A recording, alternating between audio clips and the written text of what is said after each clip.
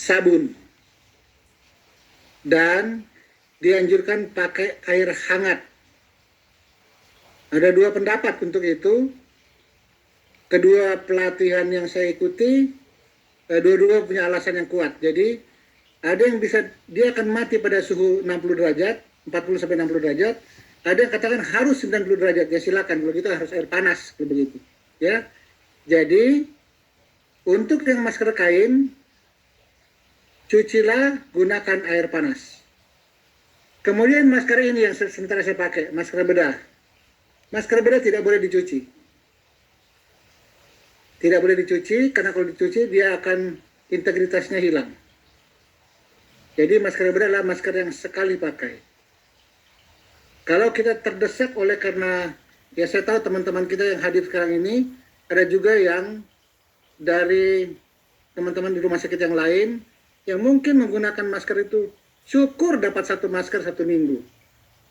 Kalau dalam kondisi seperti demikian, bagian depan ini yang paling infeksius. Bagian dalam itu cuma kuman dari mulut kita, tapi yang bagian depan yang paling infeksius. Jadi Anda bisa gunakan alkohol. Walaupun alkohol sendiri bisa merusak integritasnya, ya, tapi itu bisa mengurangi infeksinya.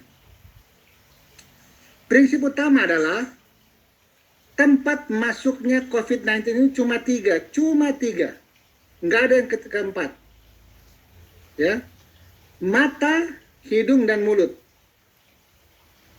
Dalam kondisi seluruh tubuh kita integritasnya baik, maka tempat masuknya cuma mata, hidung, dan mulut. Jadi masker itu harus melindungi hidung dan mulut, dan mata kita dilindungi dengan goggles atau face shield, atau face shield. Yang ketiga, ya kalau masker kain itu melindungi 78%. Ya, angka di kami itu itu melindungi 78%.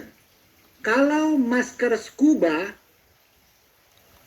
saya tidak tahu scuba asli atau tidak, tapi datanya kalau masker scuba itu tidak melindungi, karena itu pori-porinya besar dan air saja tembus. Masker kain melindungi 78%. Masker ini bisa sampai 90%. Masker bedah. Tapi masker bedah tidak melindungi untuk aerosol. Nah, untuk aerosol itu adalah masker N95. N95 juga tidak bisa dicuci. Kalau masker bedah itu sekali pakai, kalau N95 bisa dipakai berulang-ulang. Dan yang tadi saya sudah tampilkan di slide tadi, bisa digunakan sterilisasi kering. Kalau kita punya lotem seperti Rumah Sakit FN Bandung, kita punya lotem, kita bisa pakai itu lotem untuk sterilisasi N95. Tapi mesinnya yang tidak mampu ya. Jadi kami tidak kerjakan itu di sini. Ya. Kemudian N95 itu bisa kita usap bagian luarnya dengan alkohol. Itu cukup aman. Ya. Tapi bukan merendam dengan alkohol dan merusak integritasnya. Ya. Kemudian kita bisa sterilisasi kering dengan gunakan ultraviolet. Saya pikir itu jawabannya. Jadi sekali lagi saya tekankan, tempat masuknya COVID-19 itu cuma mata, hidung, dan mulut. Kecuali kita punya luka. Kalau luka berarti kan pintu gerbangnya terbuka. Kalau ada luka, maka COVID-19 itu bisa masuk melalui luka. Karena luka ada darah, dan di dalam darah ada reseptor ACE2. Jadi dia bisa masuk melalui luka. Kalau dalam keadaan normal, maka mata, hidung, dan mulut saja.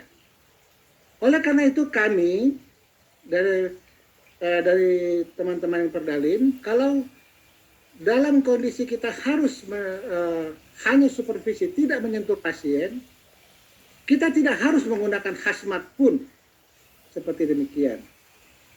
Jadi, kalau kita masuk ke dalam ruangan yang aerosol, mari gunakan N95. Ya, N95. Karena itu standarnya. Aerosol itu harus N95. Kalau kita katakan kuman itu berkeliaran di halaman di luar rumah sakit, juga aerosol, konsekuensinya masyarakat pun harus gunakan N95. Kalau aerosol yang dikerjakan di luar rumah sakit, contohnya kita melakukan swab di luar rumah sakit, tetap harus gunakan N95 karena prosedur swab itu adalah prosedur aerosol. Seperti demikian cara berpikirnya. Silakan kalau ada pertanyaan lanjutan.